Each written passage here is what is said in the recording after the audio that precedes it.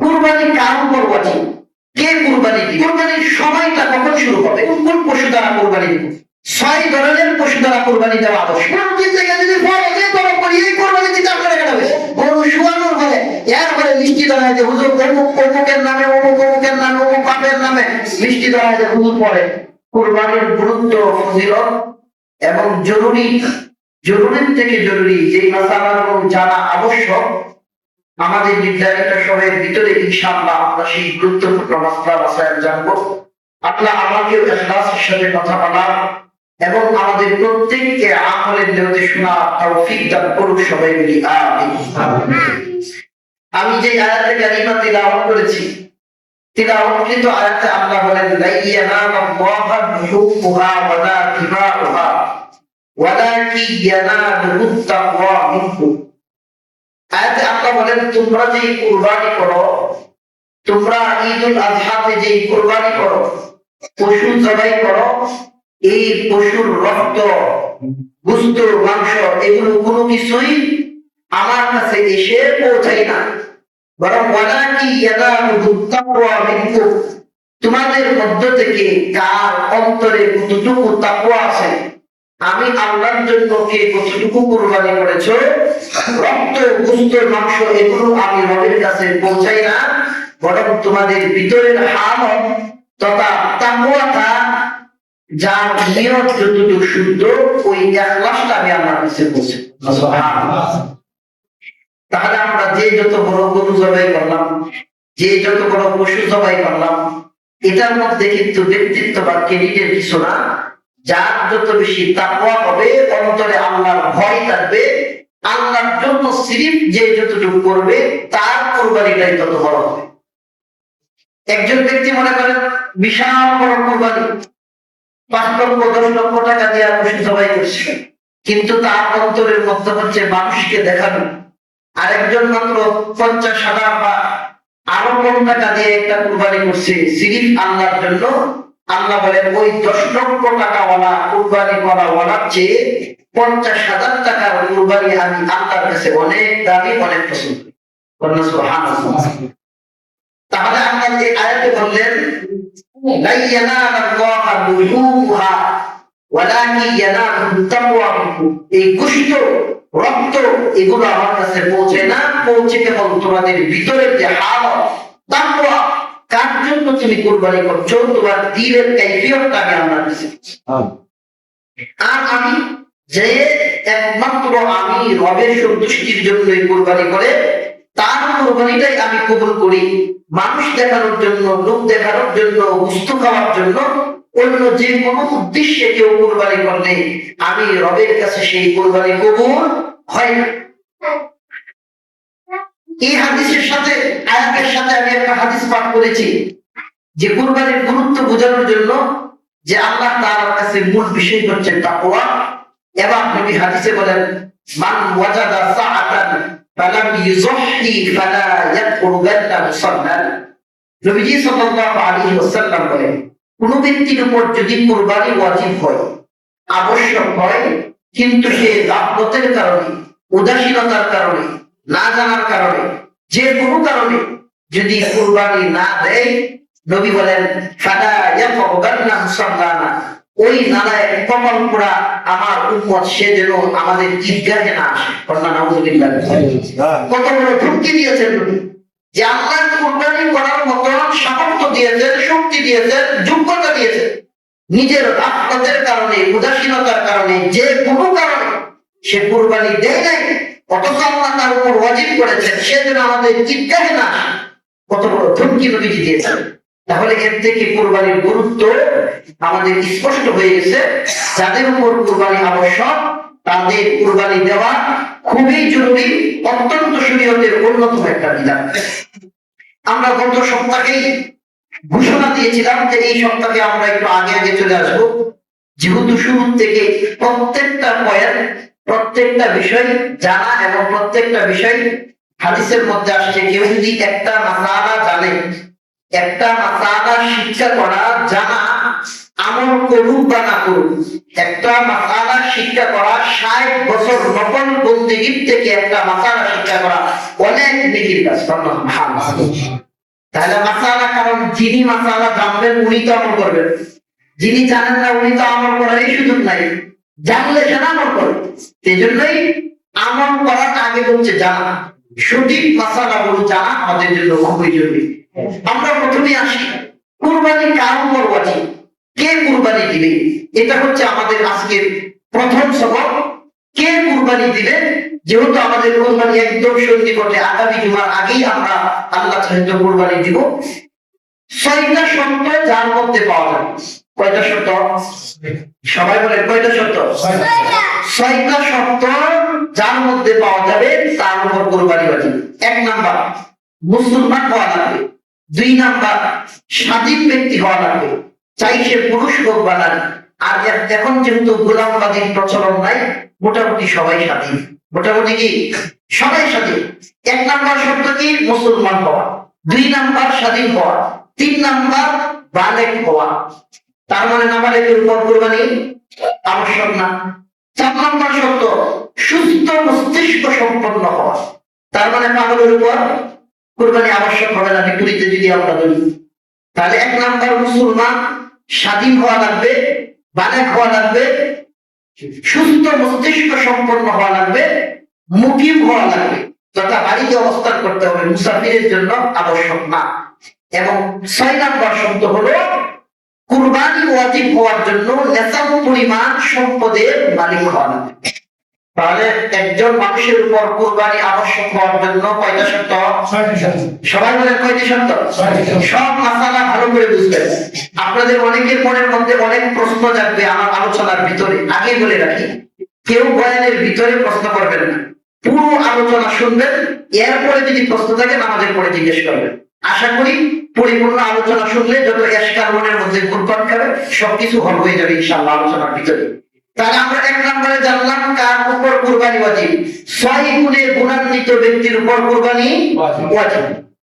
এবার আসি, মুসলমান হওয়া লাগবে, সহজ আমরা বুঝলাম। স্বাধীন হওয়া লাগবে, এটাও বুঝলাম। সুস্থ মস্তিষ্ক সম্পন্ন, তার মানে পাগলের উপর আবশ্যক হবে না। বালেগ হওয়া লাগবে, তার মানে নাবালেগ হইলে কুরবানি আবশ্যক হবে না। 5 নাম্বার কি বললাম? সুস্থ মস্তিষ্ক সম্পন্ন এবং নেশাব পরিমাণ সম্পদের মালিক হওয়া লাগবে, মুকিম হওয়া লাগবে। মুকিম হওয়া মানে বাড়িতে অবস্থান করতে হবে, মুসাফিরের জন্য কুরবানি আবশ্যক না। মুসাফিরকে নিজের জন্মস্থান বা অবস্থান থেকে 78 কিলোমিটার বা 48 মাইল দূরে যদি কেউ সফর করে তাহলে সে মুসাফির, তার জন্য কুরবানি দেওয়া, যদিও তার উপর সামর্থ্য থাকে এরপরেও সফরে থাকার কারণে শরীয়ত তাকে সহজ করেছেন, তার উপর কুরবানি দেওয়া ওয়াজিব না। এখন আমাদের 6 নাম্বার শর্ত নিয়ে হচ্ছে কথা, নেশাব পরিমাণ সম্পদের মালিক হওয়া। এই নেশাবটা কি? নেশাবটা আমরা প্রতি বছরই শুনে থাকি।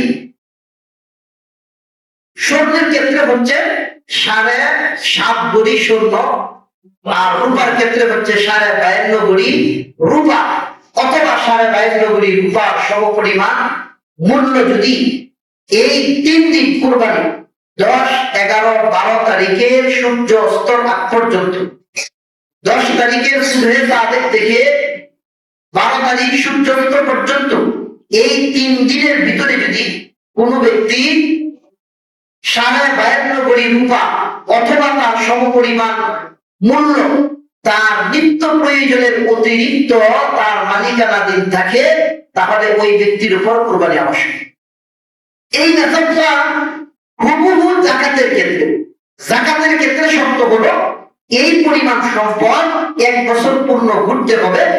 আর কুরবানির ক্ষেত্রে ঘোরা শর্ত নাই, 3 দিনের ভিতরে অতটুক মালিক থাকলেই হবে।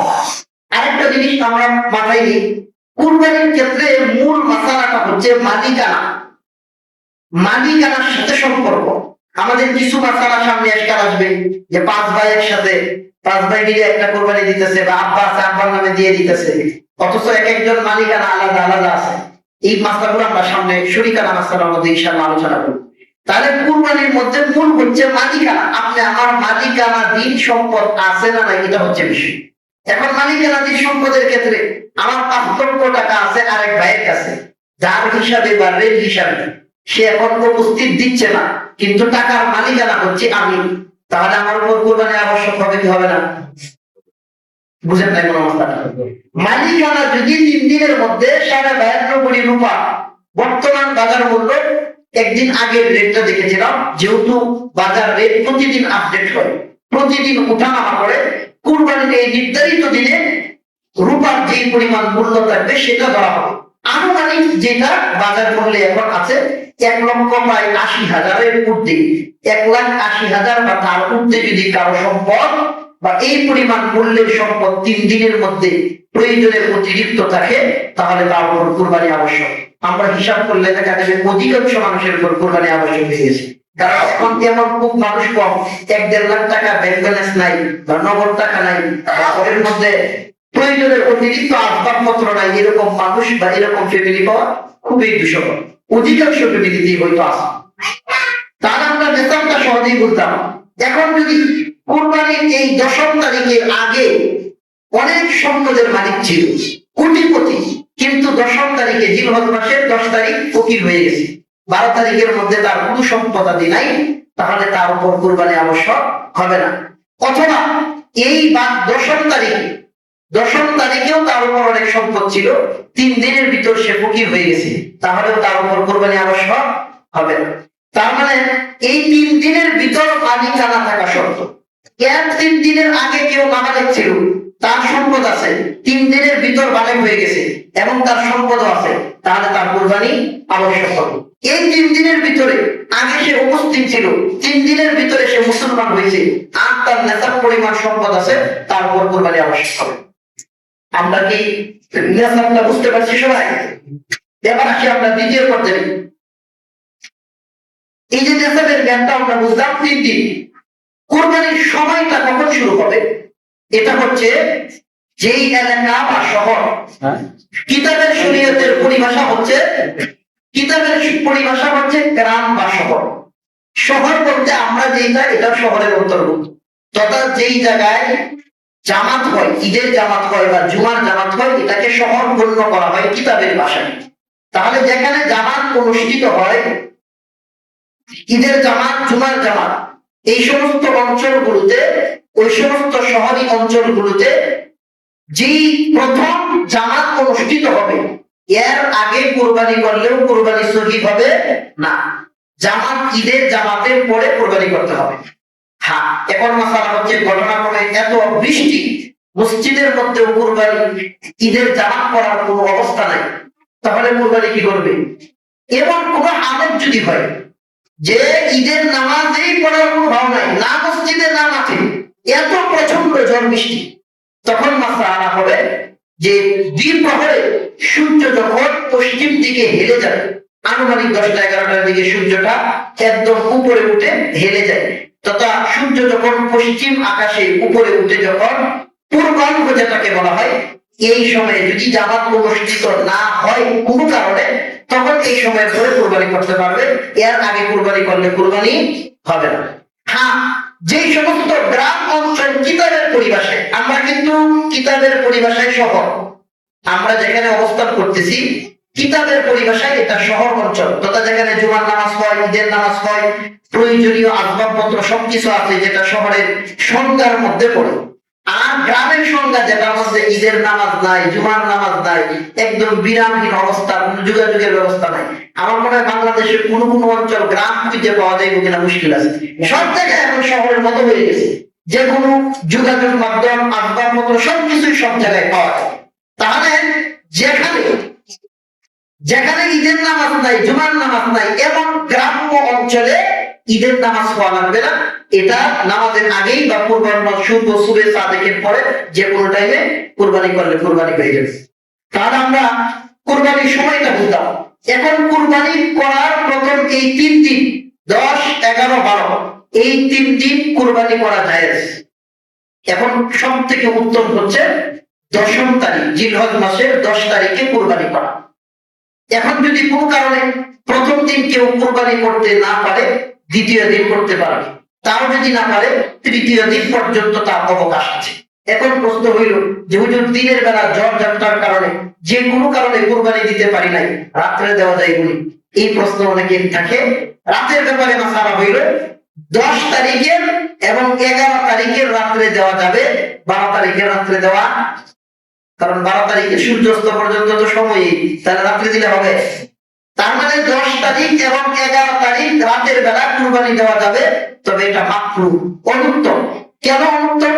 যেহেতু রাতের বেলা পশু কাটার ক্ষেত্রে বিভিন্ন কারণে লাইটিং এ বেজাল থাকার কারণে কোনো ক্ষত হইতে পারে, ক্ষতি হইতে পারে, এজন্য শরীয়ত এটাকে মাকরুহ অনুত্তম বলছে, দিনের বেলায় করা উত্তম। বাকি যদি পর্যাপ্ত পরিমাণ ইন্তজাম থাকে, রাত্রেও যদি কেউ কুরবানি দেয় তাহলে জায়েজ আছে, তাও 2 রাত্রিতে, 10 এবং 11 তারিখের রাত্রিতে, 12 তারিখের রাত্রিতে দিলে হবে। এখন আমরা আসি, প্রথম বুঝতাম কাদের উপর কুরবানি আবশ্যক, কে কুরবানি দিবে এটা আমরা বুঝতাম। এখন কোন কোন পশু দ্বারা কুরবানি দিব? 6 ধরনের পশু দ্বারা কুরবানি দেওয়া আবশ্যক বা দেওয়া যায়। কয় ধরনের পশু? 6 ধরনের। গরু, উট, মহিষ, ভেড়া, দুম্বা, ছাগল। গরু, উট, মহিষ, ভেড়া, দুম্বা, ছাগল, এই 6 প্রকার প্রাণী দ্বারা কুরবানি দেওয়া যায়। এছাড়া অন্যগুলো হাঁস, মুরগি, অন্য যেগুলো আছে এগুলো দিয়ে কুরবানি দিলে কুরবানি হবে না। এই যে 6 প্রকার প্রাণী, এটার মধ্যে এই 6 প্রকার প্রাণীর মধ্যে বয়স সীমা আছে এবং অনেক সময় অনেক পশু রোগাক্রান্ত হয়, বিভিন্ন সমস্যা অনেক পশুর থাকে। তো আমরা এই ক্ষেত্রে কুরবানির ক্ষেত্রে সব থেকে উত্তম হইল প্রিয় জিনিসটা কুরবানি করা, সব থেকে ভালো, কোন রকমের বেজাল নাই, অসুস্থতা নাই, রোগ ব্যাধি নাই, এইরকম পশু, রুষ্ট পুষ্ট, দেখতেও সুন্দর, নিজের কাছেই ভালো লাগে, এমন পছন্দনীয় পশু আল্লাহ রাস্তায় কুরবানি করা। কারণ ইব্রাহিম আলাইহিস সালাম ওয়াস সালামকে আল্লাহ সঙ্গে যদি আদেশ দিয়েছিলেন তোমার প্রিয় বস্তু কুরবানি করো। কোরআনুল কারীমের মধ্যে বিভিন্ন আয়াত এবং হাদিস থেকে আমরা এটা বুঝি যে প্রিয় বস্তু যখন আল্লাহর রাস্তায় দান করা হয়, এটা আল্লাহর কাছে, যেমন কোরআনুল কারীমের এক আয়াতের মধ্যে আছে, লান তানালুল বিররা হাত্তা তুনফিকু মিম্মা তুহিব্বুন, তোমাদের নিজের পছন্দনীয় জিনিস যদি আল্লাহর রাস্তায় খরচ না করো তাহলে এটা আল্লাহ কবুল করবে না। একদম লুলা লেংরা অনেক মানুষ যেমন আছে, আয়েশা বলে যে হুজুর আমার শখের গরুটা কুরবানি দিতেছি, বয়স 15 বছর হয়েছে, মানে এখন যার হাল চলে না, কোনো কিছুই করে না, এখন আল্লাহরে জ্বালাইতেছে। আসলে এরকম অনেক কৃষক যেটা দিয়ে কাজ করাইতে করাইতে একদম এত জীর্ণ শীর্ণ দুর্বল হয়েছে, এটা দিয়ে আর হালও চলে না, বিক্রি করলে যেমন টাকা পয়সা বিক্রি করতে পারবে না, এখন আল্লাহ দিয়ে খায়। এই জন্য শখেরটা দিতেছে, এমন শখের না, বরং যেটা দেখতে নৌজোয়া।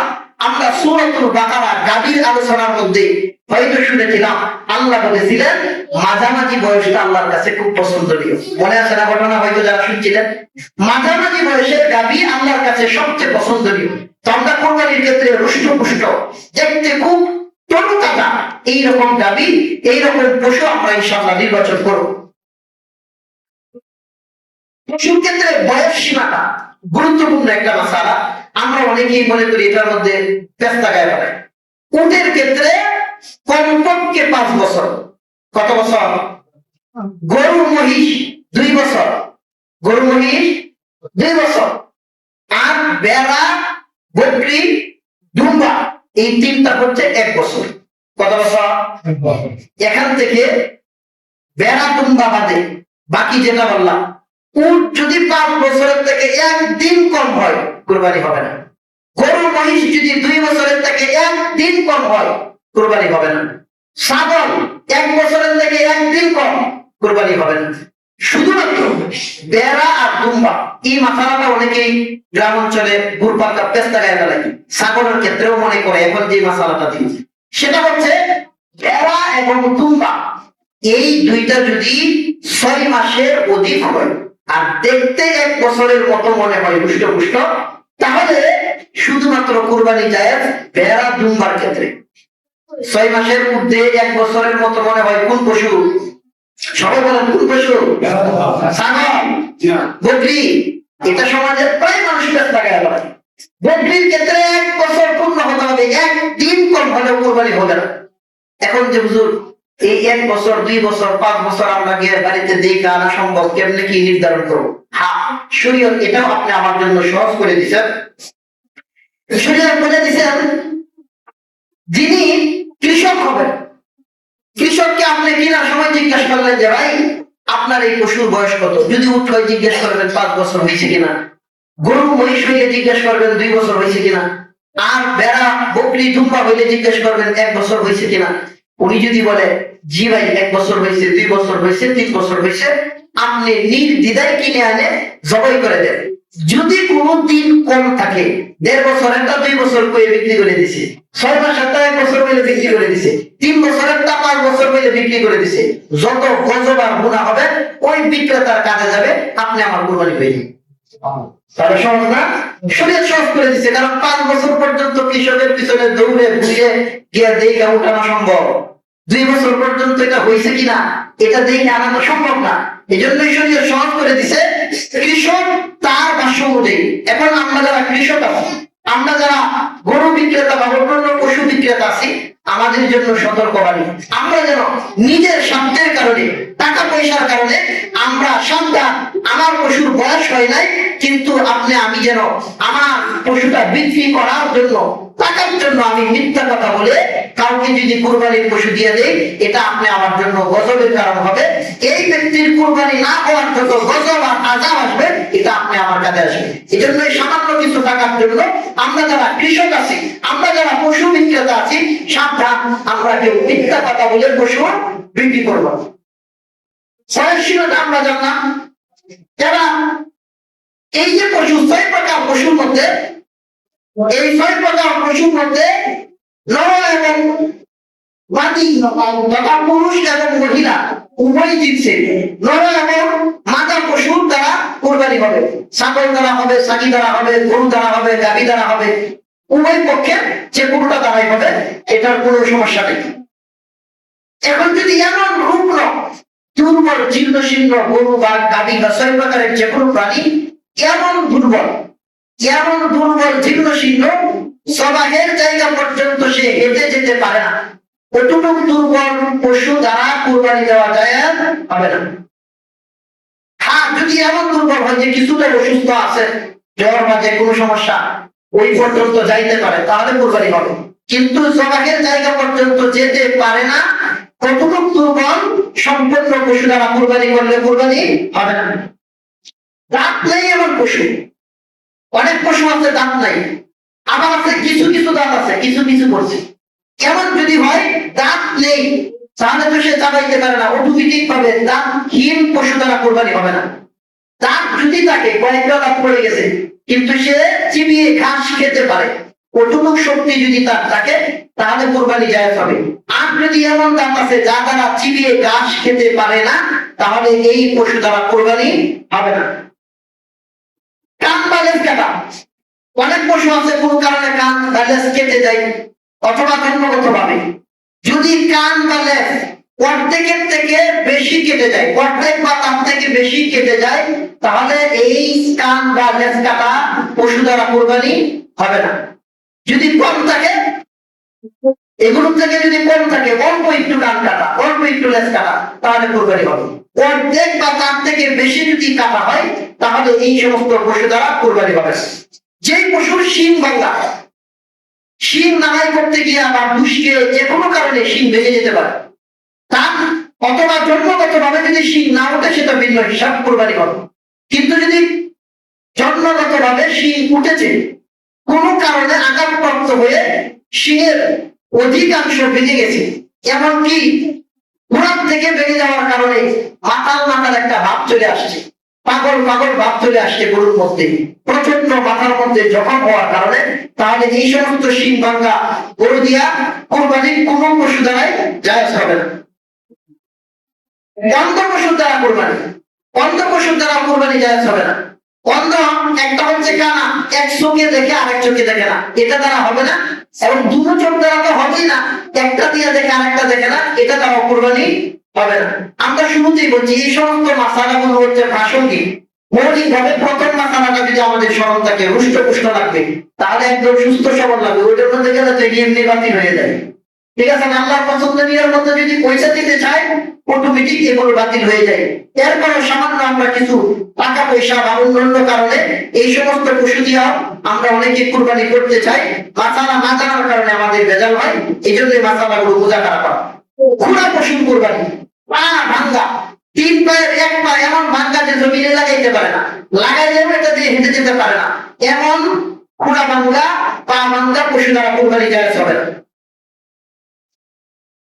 এখন বাজার থেকে আপনি পশু কিনে আনলেন, খুব ভালো, সব ঠিকঠাক আছে, কিন্তু আনার পরে দেখলেন দোষ, আনার পরে দেখলেন এমন কোন দোষ প্রকাশিত হইল সেই সমস্ত দোষের কারণে কুরবানি জায়েজ নাই। এখন কি করবেন?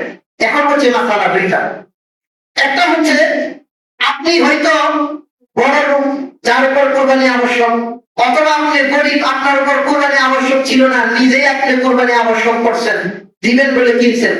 তাহলে দুই সুরত, যদি আপনি ধনী হন আপনার জন্য এই কোরবানি, এই পশু দ্বারা কোরবানি দেওয়া জায়েজ হবে না, আপনার জন্য নতুন পশু ক্রয় করতে হবে। আর যদি গরিব হয় তাহলে সে দিয়ে দিতে পারবে, কারণ তার উপর আবশ্যক হবে না।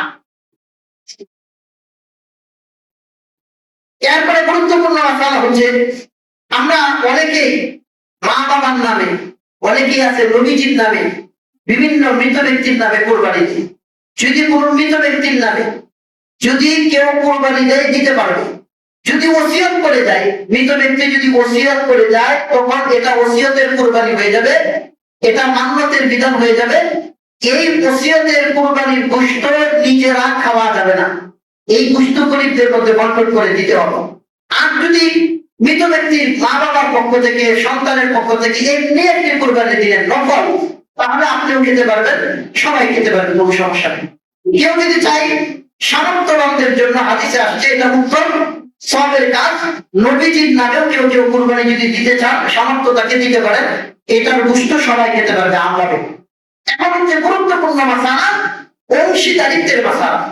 আমরা কোরবানির ক্ষেত্রে 6 প্রকার পানির মধ্যে বেড়া, বকরি, ধুম্বা, এই 3 প্রকার পানির ক্ষেত্রে কোন অংশীদারিত্ব এটার মধ্যে শরীকে চলবে না।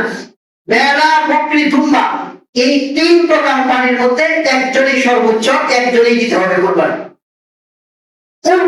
গরু, মহিষ এই 3 প্রকার পানির মধ্যে 1 থেকে 7 নাম পর্যন্ত শরীক হওয়া যাবে। 1 থেকে 9 নাম। অনেকের ভিতর আরেকটা ভুল মাসালা হয়তো না জানার কারণে থাকে, যে মনে হয় বেদুন সংখ্যা লাগবো 7, 5, 3 এইরকমও একটা কাজ করে। আসলে এরকম অনেক ধারণা, এটা ভুল মাসালা। আপনি 2 জন দিতে পারবেন, 3, 4, 5, 6, 7 যে কোনো সংখ্যা, জুর বেজুরের কোনো সম্পর্ক নাই, 7 নামে শরীক হতে পারবেন। তবে সব থেকে উত্তম হলো শরীকানার সাথে কুরবানি না করা। সব থেকে উত্তম কি? শরীক হয়ে কুরবানি না করা, নিজে নিজে একা একা কুরবানি দেওয়া সব থেকে উত্তম। যে বুঝুন এটা করলে তো আপনাকে এমনি কুরবানি দেন, হ্যাঁ, কারণ শরীকদারের এত কঠিন মাসালা যা আপনি নিজে জানলেও কুরবানি দিবেন ঠিক, তারপরে মনের মধ্যে ভয় থাকবে। কেমন ভয় থাকবে? মাসালা হচ্ছে 7 শরীকের কুরবানি দিলেন, এখান থেকে একজন কোন আল্লাহর বান্দার যদি আল্লাহর জন্য কুরবানি না হয়ে মানুষ দেখানোর জন্য, কষ্ট করার জন্য, ছেলে মেয়ে আছে কুরবানি না দিলে খাবে কি, মানুষের জায়গায় থাকবে, জামাই গুলো আছে, মেয়েরা আছে আসবে, কুরবানি না দিলে কি বলবে, এই সমস্ত যে কোনো উদ্দেশ্যে 7 শরীকের একজন যদি এইরকম অনাথ মূল উদ্দেশ্যটাকে একজনের ভুল সিদ্ধান্তের কারণে, একজনের ভুল এইরকম নিহতের কারণে 7 জনের কুরবানি হবে না। মাত্রা সংখ্যা কঠিন, শরীকানা মাত্রা সংখ্যা কঠিন। আরো দেখেন কেমন কোন একজন শরীকে সম্পূর্ণ উপার্জন হারাম অথবা অধিকাংশ উপার্জন হারাম, তাহলে তার টাকা শরীকদার নিয়ে যদি আপনি কুরবানি করেন, একজনের হারাম টাকার কারণে, 1 টাকা হারাম টাকার কারণে, তখন এই একজনের হারামের কারণে 7 জনের যে হারাম টাকা দিয়ে কুরবানি দিয়েছিল, এই 7 জনের কুরবানি শেষ, কুরবানি হবে না। তাহলে শরীকানা মাসলা সংখ্যা কঠিন, খুবই কঠিন।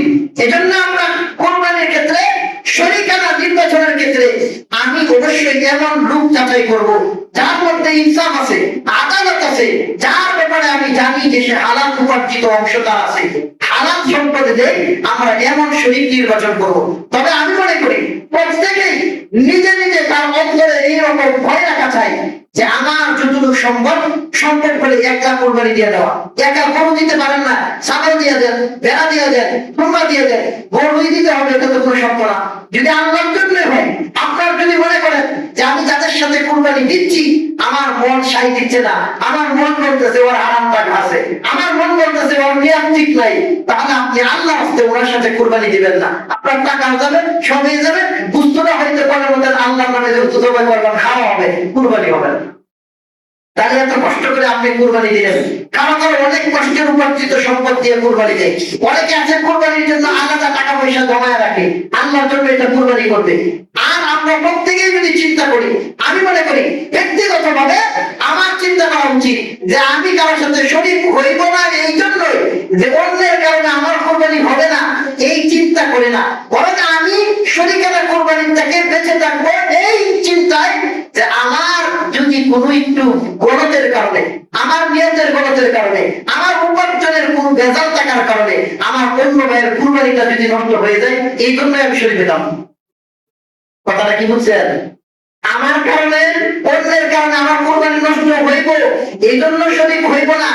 চিন্তা ফিকিরটা কিন্তু এভাবে করবেন না, করবেন এভাবে যে আমার কোন ত্রুটির কারণে, আমার নিয়তের গলতির কারণে, আমার উপার্জনের একটা টাকা যদি হারাম হয়, আমার কারণে যদি অন্য ভাইয়ের কোরবানি নষ্ট হয়, এর থেকে আমি কোরবানি শরীক করার না গেলাম।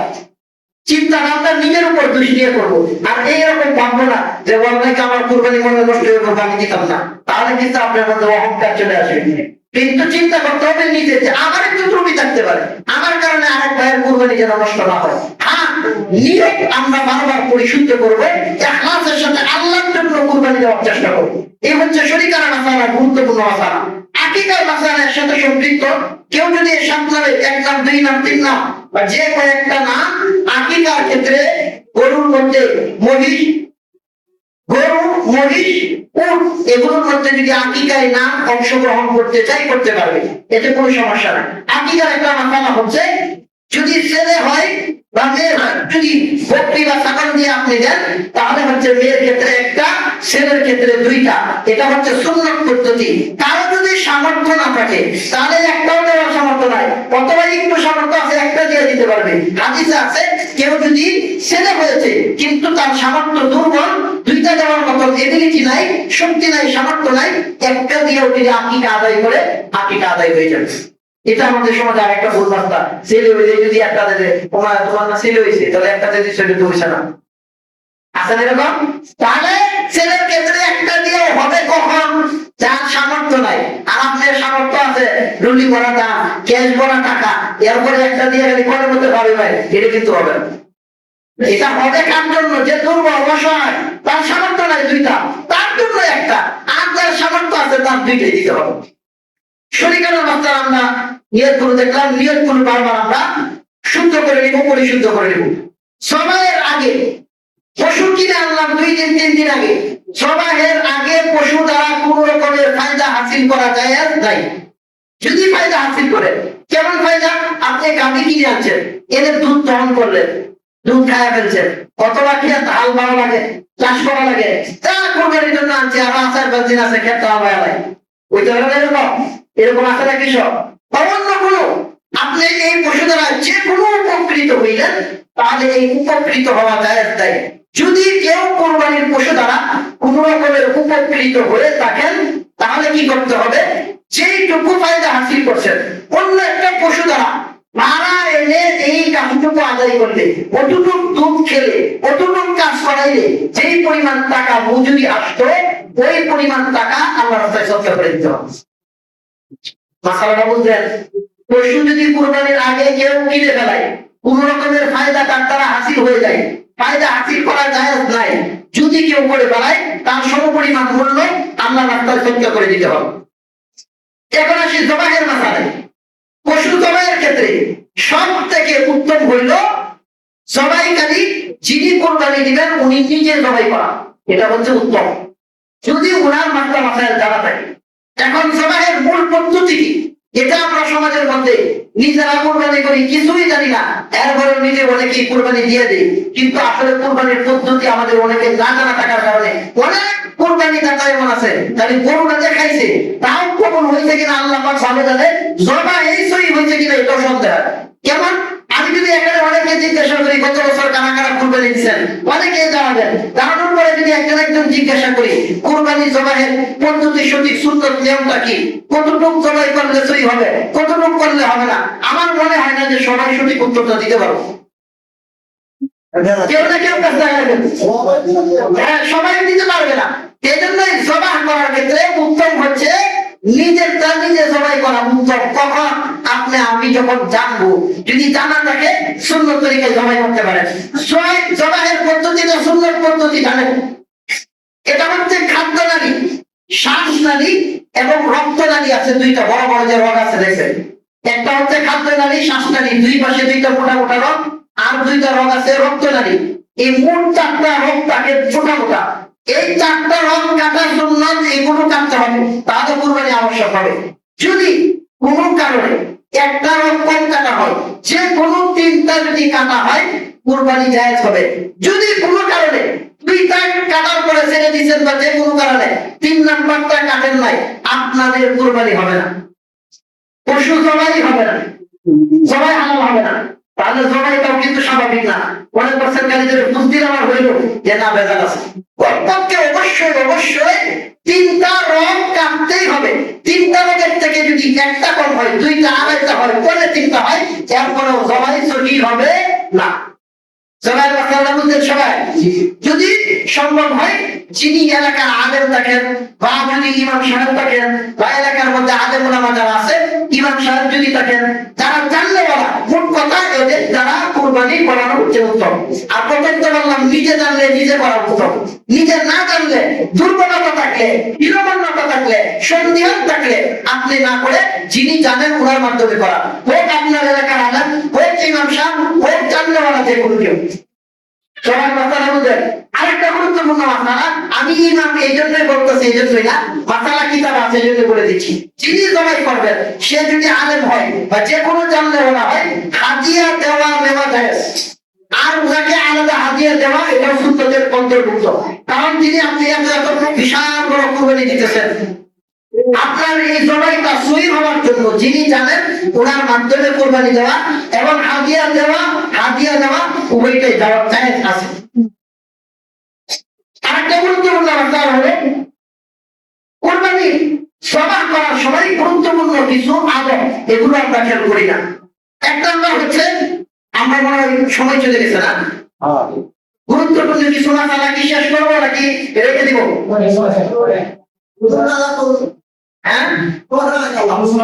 আচ্ছা, যেহেতু আমাদের বছরে একটা এরপরের সপ্তাহে কিন্তু এই বিষয়ে আসবে না, একদম এক বছর। আর যেহেতু অনেক গুরুত্বপূর্ণ মাত্রা, এগুলো আমরা অনেকে জানা থাকলেও স্মরণ হইলে আবার একটু স্মরণ হবে। এই জন্য আমরা ইনশাআল্লাহ সংক্ষেপে শেষ করে দেওয়ার চেষ্টা করবো।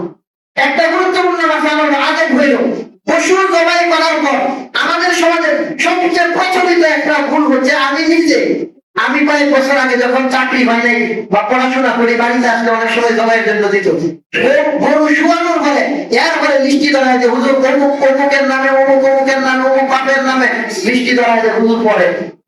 আপনার অনেক সমাধান এটার কোনো ভিত্তি নাই, এটা জায়েজ নাই, প্রয়োজন নাই। আপনি যে কোরবানি কিনছেন ওই সময় তো 7 জন 5 জন নিয়ে তৈরি করছে, কারণ আল্লাহর কাছে তো এই গরু যাবে না, নাম যাবে না। আপনি যে 7 নামের 2 নামের 1 নামের কিনছেন ওইটা আমরা দেখতেছে না, ওটা তো কেনার সময় নির্ধারিত হয়ে গেছে। এজন্যই পশু শোয়ানোর পরে এরপরে লিস্টি ধরে নাম বলার কোনো প্রয়োজন নাই। সিধেই কোরবানি দিবেন, শুধু খালি পরিবারের পক্ষ থেকে কোরবানি মনে মনে নিয়ত তৈরি হবে বা মনে মনে কোনো কারণ নিয়ত নাই, উনি বিসমিল্লাহ আল্লাহু আকবার বলে সবাই করলেই যারা কিনছেন ওদের পক্ষ থেকে অটোমেটিক কোরবানি হয়ে যাবে। এটা একটা সমাজের ভুল কথা। নাম লিস্টি ধরায় দেওয়া, অমুকের নাম, এটা অমুকের বাপের নাম, অমুকের নাম, এই আমি নিজে পড়াইছি, আমি নিজে পড়ছি, হয়তো তখন বুঝছি না।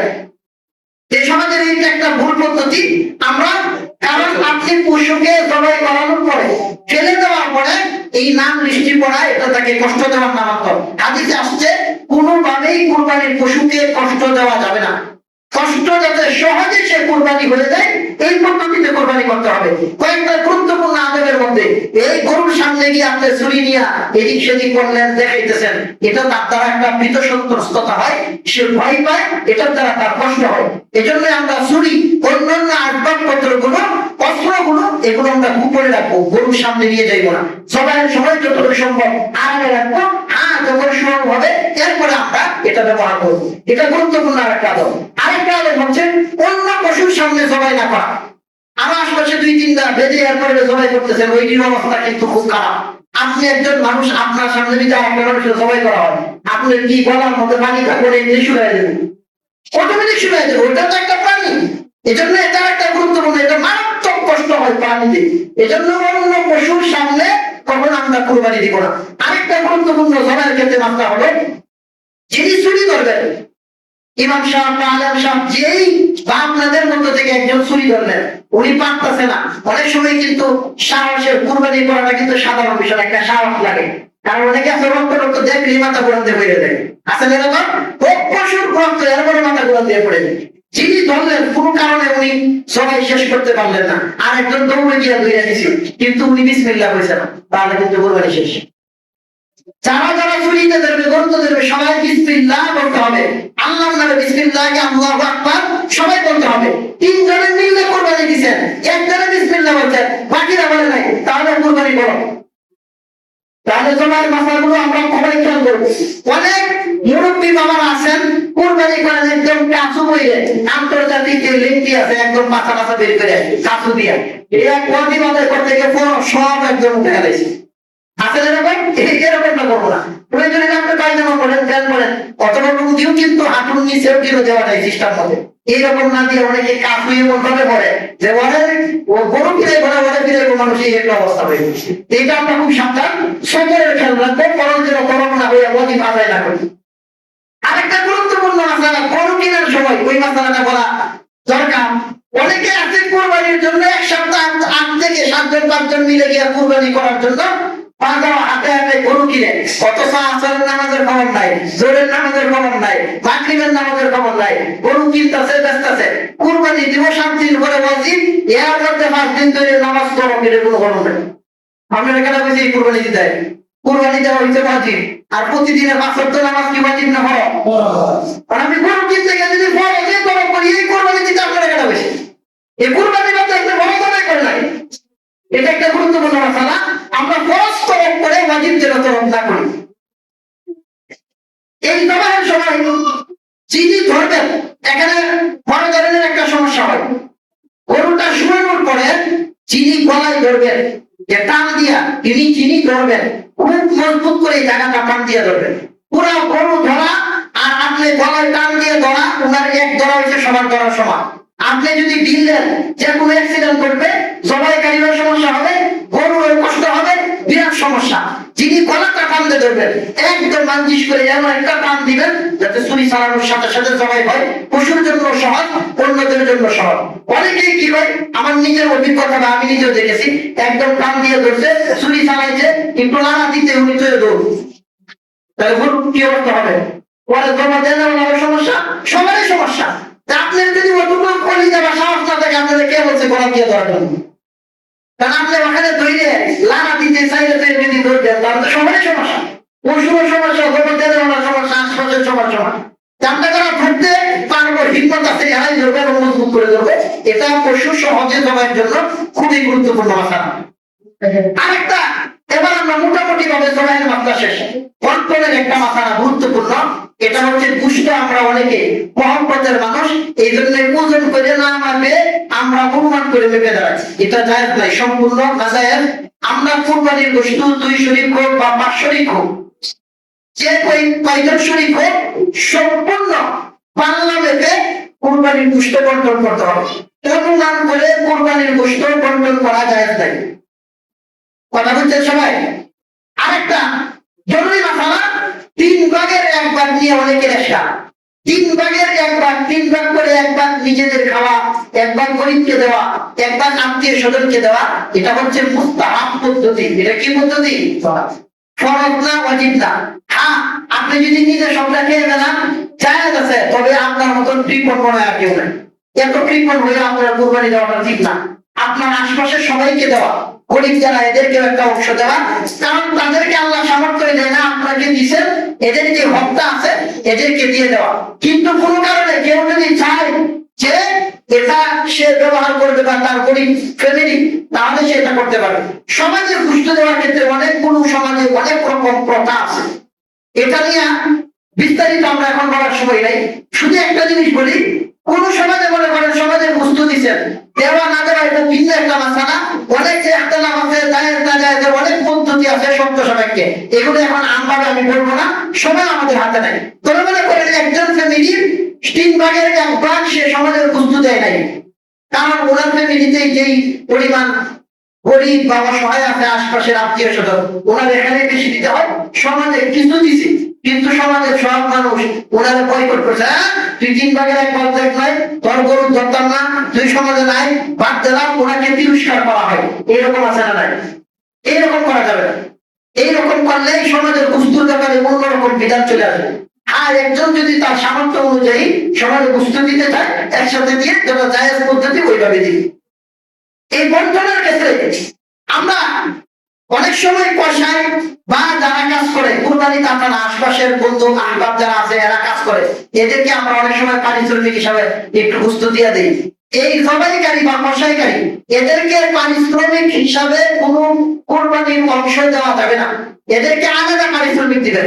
ওই সেটা জবাইদাতা বা কষাই, তাকে আপনি আলাদা পারিশ্রমিক দিবেন মেহমান হিসাবে, মানবতা হিসাবে, মানুষত্ব মুখ থেকে অন্য আত্মীয় স্বজনের মতন আপনি তাকে খাওয়ান, হাদিয়া দিয়ে দেন, এটা কোনো সমস্যা নেই। কিন্তু পারিশ্রমিক না দিয়া সারাদিন কাজ করছে, একটা টুকরা ধরাই দিলেন, পারিশ্রমিক দিলেন না, তাহলে কেমন যেন এটা পারিশ্রমিকই হইল। কথাটা কি বুঝছেন? এটা আমরা সবাই খেয়াল করব। আরেকটা গুরুত্বপূর্ণ মাসালা হলো কুরবানি দাতা কুরবানির দিনে অন্যান্য পশু, মুরগি, হাঁস, অনেক গরিব ফ্যামিলি আছে, এরা হয়তো কুরবানি জবাই করতে পারে না। অনেকে আছে মা বোনদের মধ্যে না বোঝার কারণে মুরগি কুরবানি করে বেড়ায়, হাঁস কুরবানি করে বেড়ায়। আপনি বলবেন যে না, এটা করে না, না করলে কিতাব বানায় নিয়ে লিখছে আছে অনেক সমাজে, সেই কারণে কিতাবের মধ্যে মাসালা আছে। এই দিনে হাঁস, মুরগি, 6 প্রকার প্রাণী ছাড়া অন্য প্রাণী কুরবানি করতে হবে না।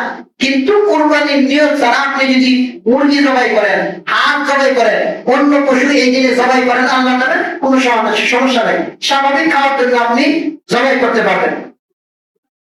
কুরবানির দিন অন্যতম একটা আমল হইল নিজের পশু ফজরের পর থেকে কোনো কিছু না খেয়ে নিজের পশু জবাই করার পর নিজের পশুর গোশত দ্বারা খাওয়া। এটা অন্য আরেকটা সুন্দর, এটা কি অন্য আরেকটা সুন্দর। এটা আমরা ইনশাআল্লাহ যারা কুরবানি দিব, আমরা এটা আদায় করার চেষ্টা করব। কুরবানির চামড়া গুরুত্বপূর্ণ, আমাদের শেষ মাথা আমরা শেষ করে দিচ্ছি ইনশাআল্লাহ কয়েক মিনিটের মধ্যে। কুরবানির যে চামড়াটা আছে, আলহামদুলিল্লাহ প্রতি বছর আমরা এই আগে আসার পর থেকে বা আগ থেকে আপনাদের একটা মনসুত্তুষের ঐতিহ্য হচ্ছে, এটা এই 4 মহল্লা 4 মসজিদের অধীনে হচ্ছে আমাদের এই মনসুত্তুষ মার্কাজুস সুন্নাহ কওমি মাদ্রাসা। এবং এখানে সর্বোচ্চ গরিব এতিম অসহায় ছাত্রদেরকে সর্বোচ্চ সুযোগ সুবিধা দেওয়া হয়, খাবার দাবার সহ, পোশাকাদি সহ। আমরা মনে হয় প্রায় 30-35 জনকে রমজানে মনে হয় কাপড় দেওয়া হয়েছে, তাদের খাবার দাবারের ইন্তজাম, তাদের অসুস্থতা হইলে চিকিৎসার ব্যবস্থা এই কুরবানির ফান্ড থেকে দেওয়া হয়। তাদের আমাদের তো সরকারি কোনো ভাতাও নাই, কোনো কিছু নাই, যেহেতু আর্থিক বা কুরবানির ফান্ডের অন্যতম একটা হচ্ছে যাকাত ফিতরা, আর এটা হচ্ছে একটা কুরবানি। তাহলে আমরা প্রতি বছর যেভাবে সবাই কুরবানির খান মাদ্রাসায় দিয়ে দেই, এই বছর আপনাদের কাছে দরখাস্ত এবং কমিটির পক্ষ থেকে আপনাদের কাছে নিবেদন, আমরা সবাই ইনশাআল্লাহ কুরবানির পশু আমাদের কর্তৃপক্ষ যারা দায়িত্বশীল থাকবেন, ছাত্র উস্তাদরা আপনাদের কাছে যাবে, আমরা সবাই মেহরবানি করি। গরিব এটা মাদ্রাসায় দিতেছে বলতে হুজুর খায় লাগবো বা ছাত্ররা খায় লাগবে এরকম না, খাবে এটা হকদার যারা, এতিম মিসকিন অসহায় যারা, কুরবানির ফান্ড থেকে এদের জন্য খরচ করা হবে। আমরা ইনশাআল্লাহ আমাদের চামড়াগুলো মাদ্রাসায় দিয়ে দেব। আল্লাহ তাআলা এই যে গুরুত্বপূর্ণ কয়েকটা মাসালা আমরা আলোচনা করলাম, অনেকগুলো মাসালা আমাদের রয়ে গেছে, কিন্তু এগুলো আলোচনা করার সময় সুযোগ নাই, অনেক সময় লম্বা হয়ে গেছে। যেহেতু আইয়ামের তাশরিক শুরু হবে 9 তারিখের ফজর থেকে, 9 জিলহজের ফজর থেকে 13 তারিখ আসর পর্যন্ত, মোট 23 ওয়াক্ত আইয়ামে তাশরিক করা হয়। তাকবীর, আল্লাহু আকবার, আল্লাহু আকবার, আল্লাহু আকবার, আল্লাহু আকবার, লা ইলাহা ইল্লাল্লাহ, আল্লাহু আকবার, আল্লাহু আকবার, ওয়ালিল্লাহিল হামদ। এটা ওয়াজিব একটা বিধান। 9 তারিখে ইমাম সাহেব উপস্থিত থাকবে না, যে উপস্থিত থাকে সবার জন্য এটা। একজন পুরুষের জন্য প্রত্যেক 23 ওয়াক্ত 9 তারিখের ফজর থেকে 13 তারিখ আসর পর্যন্ত ফরজ নামাজের পরে জুড়ে আমাদের এই তাকবীর একবার পড়া ওয়াজিব। এখন মনে করেন একজনের মনে নাই, ইমাম সাহেবের মনে নাই, সে কারো সামাই ফিরে শুরু করে দিবেন। একজন শুরু করলে দেখবেন সবাই শুরু করে দিচ্ছে। এই মাসালা মনে রাখবেন ইনশাআল্লাহ। অনেক সময় হুজুররা ছুটিতে চলে যায়, পরে সবাই ভুলে যায়, এক দুই অক্ট চলে গেছে, আর খবরই নাই, কারণ হুজুর অনলাইন করে দিতে সময় নাই। এই জন্য আপনাদের খেয়াল রাখবেন, 9 জিলহজ তথা কুরবানির আগের দিনের ফজর থেকে আমরা এই তাকবীর গুলো বলবো। মা বোনদের জন্য এটা বলার বিধান আছে, তবে এরা জুড়ে বলবে না, ওরা আস্তে আস্তে বলবে, এদেরকে এটা জানাই দিবেন। গুরুত্বপূর্ণ একটা আমল হচ্ছে এই যে জিলহজ মাস চলতেছে, প্রত্যেকটা দিন এই 10টা দিন এত গুরুত্বপূর্ণ।